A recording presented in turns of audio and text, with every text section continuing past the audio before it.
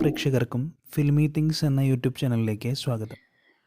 തമിഴകത്തിൻ്റെ ശിവകാർത്തികേയൻ നായകനായി പ്രഖ്യാപിച്ച ചിത്രമാണ് മദ്രാസി. AR മുരുകദോസാണ് ചിത്രത്തിൻ്റെ സംവിധാനം. ആദ്യം ഹണ്ടർ എന്ന പേരായിരുന്നു ആലോചിച്ചിരുന്നത്. പക്ഷേ അതേ പേരിൽ രജനീകാന്തിൻ്റെ വേട്ടയ്യൻ ഉള്ളതിനാൽ ശിവകാർത്തികേയൻ എതിർക്കുകയായിരുന്നു.